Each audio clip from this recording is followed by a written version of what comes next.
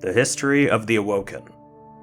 Among humanity, there exists a multitude of different races, ethnicities, cultures, and so on, each with their own long, unique histories. It stands to reason that by the far-flung future of destiny, humanity would have added a few more categories to distinguish ourselves by. By the time of the first game, humanity can be separated into three categories: run-of-the-mill, flesh-and-blood humans, human minds transplanted into mechanical bodies known as exos, and the mysterious blue-tinged people who have called themselves the Awoken. In this video, we'll be looking at the Awoken specifically, since we have perhaps the most complete view of their history so far, and there's a lot to go over. We'll be covering hundreds of thousands of years of history within a few minutes, so try to hang on. The history of the Awoken can be traced back to the crew of the Yang Wei, or Exodus Green, an Earth colony ship that was on its way to find and settle a habitable planet where humans could live without the travelers' involvement in their affairs.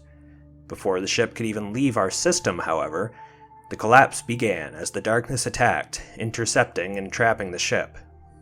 As the traveler began to fight back, however, the Yang Wei found itself caught in the middle of their cosmic struggle, which formed a black hole that sucked in the ship. At this point, things get a little strange, as within the black hole was a small pocket universe.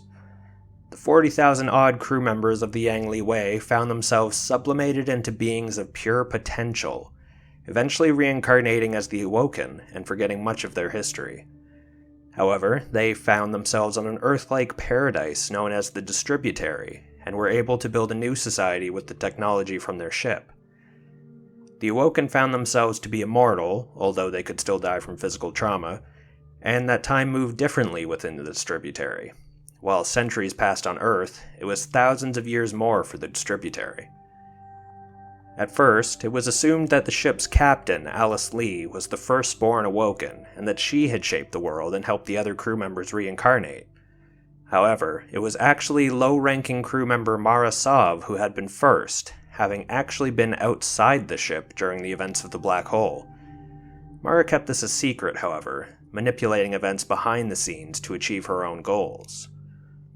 These goals would eventually be accomplished across several wars and queens, until at last Marasenna found herself at the head of Awoken society, convincing tens of thousands of them to leave the Distributary and return to our universe in an attempt to resolve the conflict between light and dark.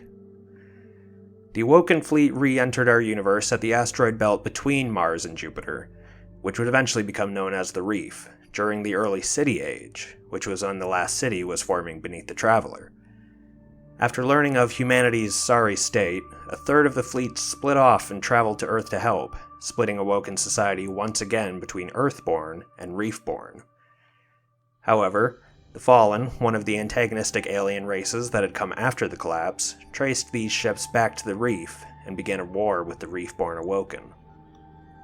Eventually, the Fallen on Earth would band together to try and destroy the last city, and the last remnants of humanity with it. Marasenna saw this and attempted to help in her own way by splitting off one of the Fallen clans, the House of Wolves, from the main attacking party. Attacking suddenly and tactically, they were eventually able to imprison the leader of the Wolves, Skolas. This technically made Mara the leader of the House of Wolves, and many Fallen swore loyalty to her.